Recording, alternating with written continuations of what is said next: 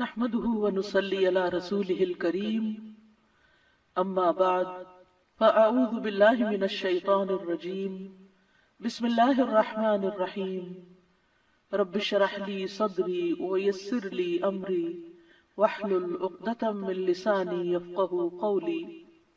السلام علیکم ورحمۃ اللہ وبرکاتہ۔ مومن اپنے ہر کام کا آغاز بسم اللہ سے کرتا ہے، اللہ کے نام سے کرتا ہے، کیونکہ اللہ ہی نے ہمیں پیدا کیا ہے، اللہ ہی ہمیں رزق دے رہا ہے، اللہ ہی کی طرف ہمیں لوٹ کر جانا ہے۔ لہذا ہمیں اس زندگی میں ہر کام کرتے ہوئے اپنے رب کو یاد رکھنا چاہیے۔ قرآن مجید کا آغاز بھی اللہ سبحانہ وتعالی نے بسم اللہ سے کیا، اور ہمارے لیے یہی مشروع کیا کہ ہم اپنا ہر قول اور عمل بسم اللہ کے ساتھ شروع کریں۔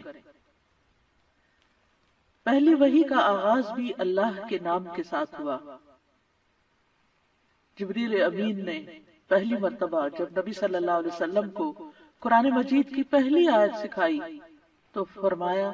اقرأ بسم ربک الذی خلق، اپنے رب کے نام سے پڑھ جس نے پیدا کیا۔ تو گویا عبادت ہو یا ہمارے دنیا کے کام ہو، ان سب میں ہمیں اپنے رب کو یاد رکھنا ہے، اور اس کے بے شمار فائدے بھی ہیں۔ اللہ سبحانہ وتعالی کا نام بابرکت ہے، لہذا جب ہم اللہ کے نام سے کوئی کام شروع کرتے ہیں تو ہمارے کاموں میں برکت پیدا ہو جاتی ہے۔ قرآن مجید میں آتا ہے تبارک اسم ربک ذو الجلال والاکرام، بہت بابرکت ہے تیرے رب کا نام جو بہت عظمت والا، اکرام والا ہے۔ جب ہم عبادت کرتے ہیں تو کہتے ہیں ایاک نعبد و ایاک نستعین، صرف تیری ہی ہم عبادت کرتے ہیں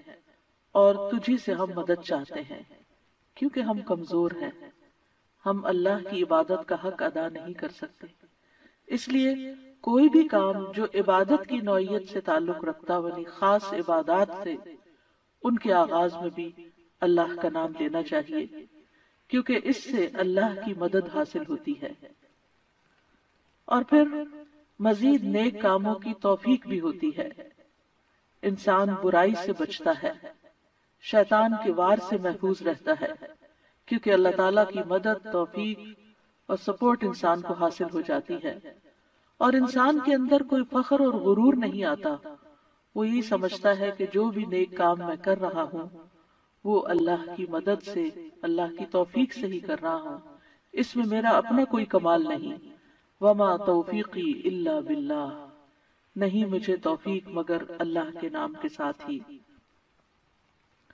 پھر اسی طرح جب انسان بسم اللہ سے کام کا آغاز کرتا ہے تو انسان کو اخلاص نصیب ہوتا ہے، کیونکہ جب اللہ کا نام لیا تو اللہ کے نام کے ساتھ اللہ ہی کے لیے کام کرنا چاہیے، جو بھی کچھ ہم کریں۔ اور پھر اگر وہ کام صحیح ہے، عبادت کا ہے یا دنیاوی امور سے متعلق ہے، تو پھر ہماری نیت اور ہمارا قبلہ درست ہو جاتا ہے، انسان کو اخلاص نصیب ہو جاتا ہے۔ پھر اسی طرح یہ ہے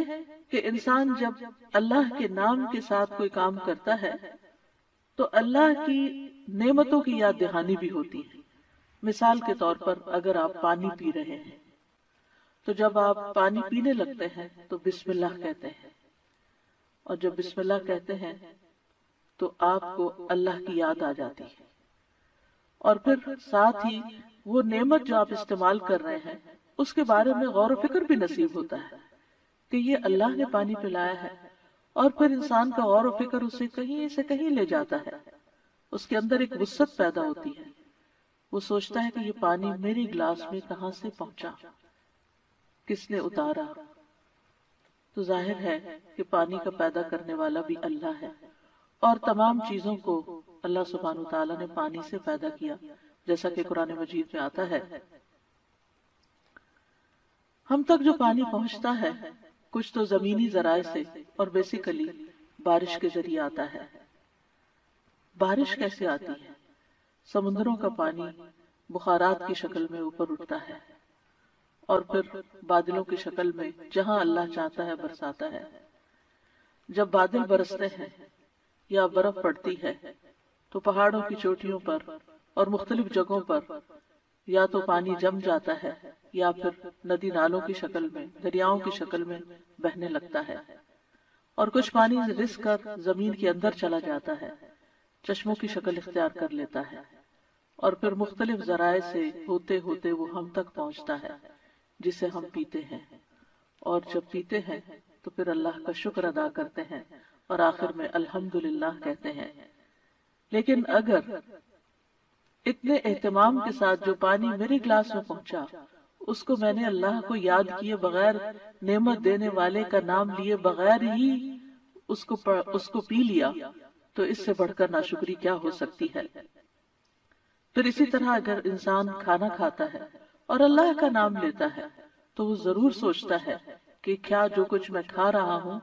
یہ اللہ کی مرضی کے مطابق بھی ہے یا نہیں، حلال ہے یا حرام ہے، اور پھر کس طریقے سے میں اس کو کھا رہا ہوں اور کس طریقے سے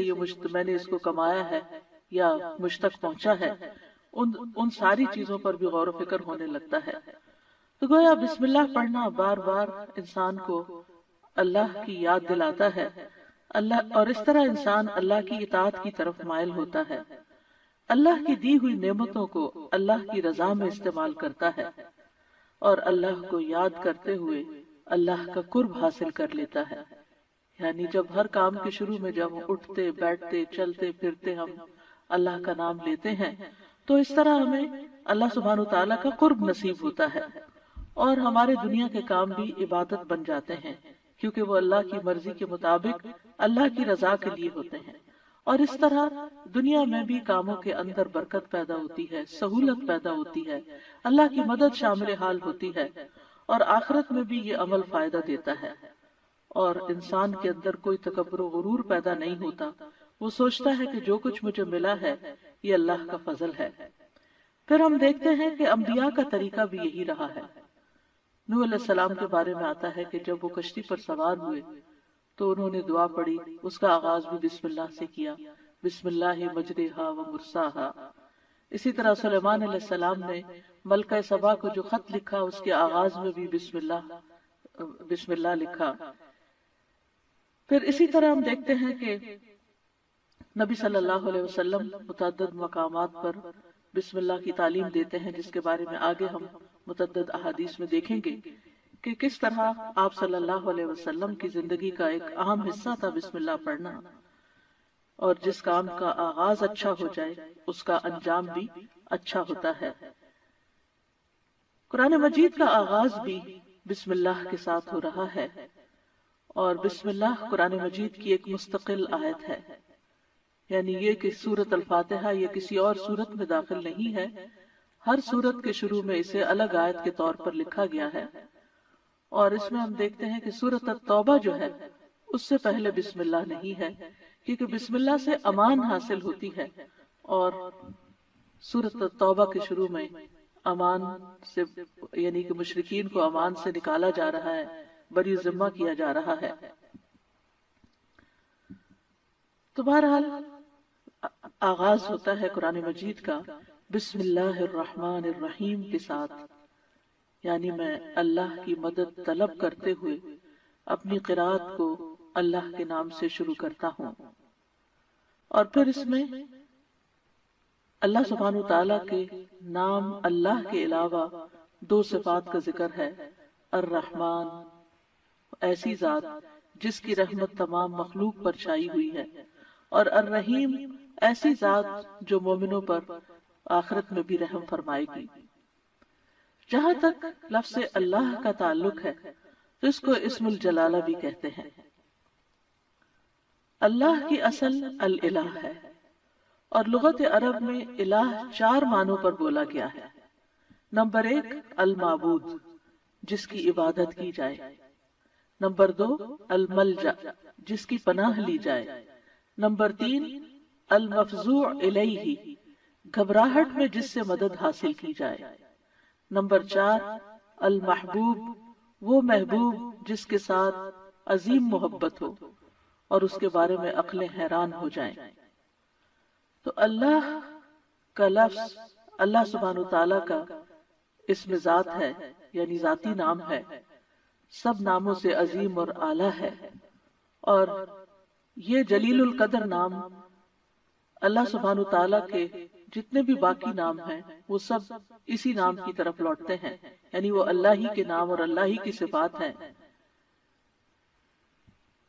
اور اس کو امام غزالی کہتے ہیں کہ یہ اللہ تعالیٰ کے ناموں میں سے سب سے زیادہ عظیم نام ہے، کیونکہ یہ اس ذات الہی پر دلالت کرتا ہے جو تمام صفات الہیہ کو جمع کرنے والی ہے، یہاں تک کہ کوئی بھی صفت اس سے جدا اور علیحدہ نہیں ہو سکتی۔ یعنی اللہ تعالیٰ کے جتنے بھی باقی اچھے اچھے نام ہیں وہ سب اللہ ہی کے نام ہیں۔ وَلِلَّهِ الْأَسْمَاءُ الْحُسْنَى،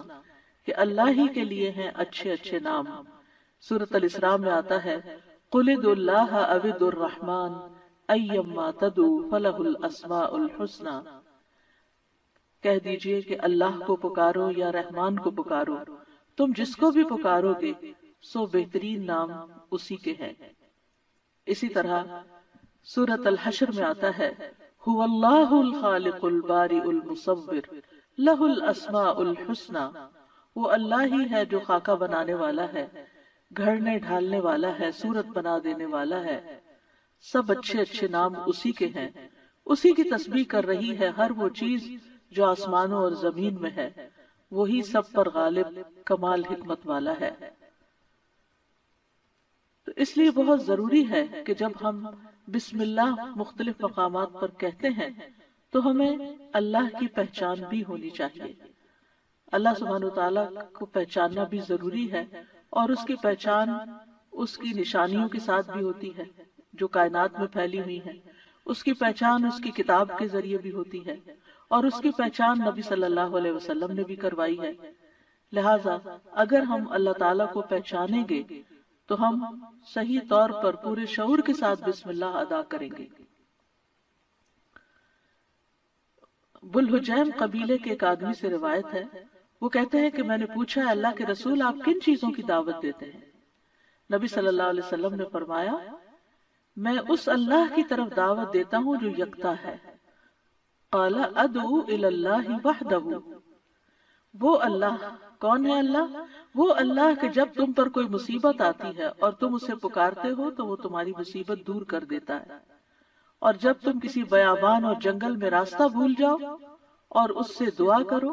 تو وہ تمہیں واپس پہنچا دیتا ہے، جب تم قحط سالی میں مبتلا ہوتے ہو اور اس سے دعا کرتے ہو تو وہ پیداوار ظاہر کر دیتا ہے، یعنی تمہارے سب کام وہی بناتا ہے۔ لیکن یہاں خاص طور پر اس آیت کے اندر یعنی بسم اللہ الرحمن الرحیم کے اندر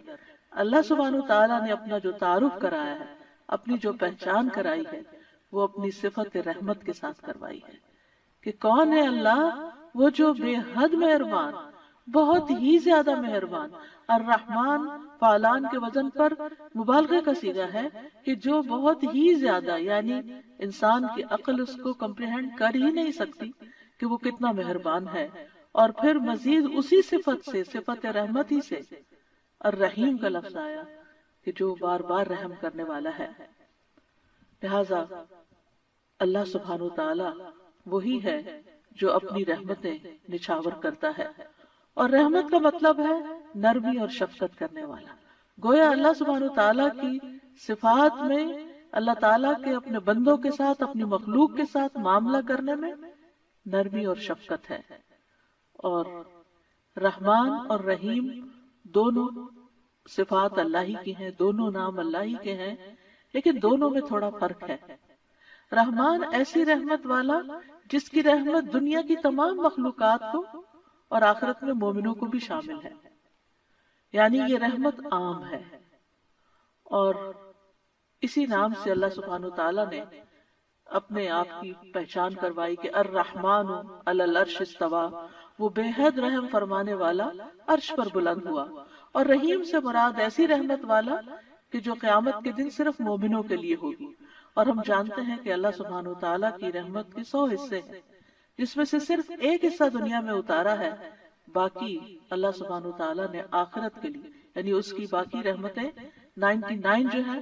وہ آخرت کے لیے ہیں جس کی بنا پر وہ بندوں کی بخشش فرمائے گا۔ یہاں دونوں ناموں کو اکٹھا کیوں کیا گیا ہے؟ اللہ سبحانہ وتعالیٰ کے دونوں نام الرحمن اور رحیم کا مل کر آنا اللہ سبحانہ وتعالیٰ کی رحمت کے مزید کمال کو بیان کرتا ہے۔ اور اس کے بارے میں ابن القیم رحمہ اللہ کہتے ہیں کہ جہاں تک الرحمن اور رحیم دونوں ناموں کو جمع کرنے کا تعلق ہے تو اس کا معنی ان دونوں معنوں سے اچھا ہے جو معنی ان کے الگ الگ بیان کیے جاتے ہیں، یعنی وہ مزید جمع ہو جاتا ہے۔ اور وہ یہ ہے کہ الرحمن اللہ کی قائم صفت پر دلالت کرتا ہے اور لفظ الرحیم اللہ کی مخلوق پہ کی جانے والی رحمت سے تعلق رکھتا ہے۔ پس نام اللہ یعنی پہلا نام جو ہے اللہ کی ذاتی صفت یعنی ذاتی صفت رحمت پہ دلالت کرتا ہے، اور دوسرا نام اللہ کے فعل پر دلالت کرتا ہے کہ اللہ اپنی رحمت کے ساتھ مخلوق پر رحم فرماتا ہے۔ اور ابن قیم یہ بھی کہتے ہیں کہ ان دونوں صفات کو جمع کرنے کا یہ فائدہ ہے کہ اللہ نے دنیا میں جلد اور آخرت میں بعد میں واقع ہونے والی رحمت کی خبر دی ہے، اور اللہ کی خاص اور عام رحمت کے متعلق خبر دی گئی ہے، اور اللہ کی رحمت اس کے غضب پر غالب ہے۔ ابو ہریرہ کہتے ہیں کہ رسول اللہ صلی اللہ علیہ وسلم نے فرمایا، جب اللہ مخلوق کو پیدا کر چکا تو اس نے اپنی کتاب لوح محفوظ میں لکھا جو اس کے پاس عرش پر موجود ہے کہ میری رحمت میرے غضب پر غالب ہے، اور اس کی رحمت بہت وسیع ہے۔ قرآن مجید میں آتا ہے وَرَحْمَتِي وَسِعَتْ كُلَّ شَيْءٍ، میری رحمت نے ہر چیز کو گھیر رکھا۔ کوئی اس کو مانتا ہے یا نہیں مانتا، اس کی عبادت کرتا ہے یا نہیں کرتا، تو ہم جتنے بھی ہم دنیا میں لوگ چل پھر رہے ہیں سخت سخت نافرمانیاں کرتے ہیں، لیکن اس کے باوجود وہ ہمیں جینے کی مہلت دیتا ہے، رزق دیتا ہے، ہمارے کام سنوارتا ہے، ہمیں مشکلات سے بچاتا ہے۔ تو اللہ کے یہ دونوں نام جو ہیں یہ انسان کو اگر ان کی پہچان ہو جائے تو ہر غم اور پریشانی اس کی دور ہو جائے، کیونکہ ہر تکلیف میں ہر مشکل میں اگر انسان یہ یاد کر لے کہ میرا رب بڑا ہی مہربان ہے،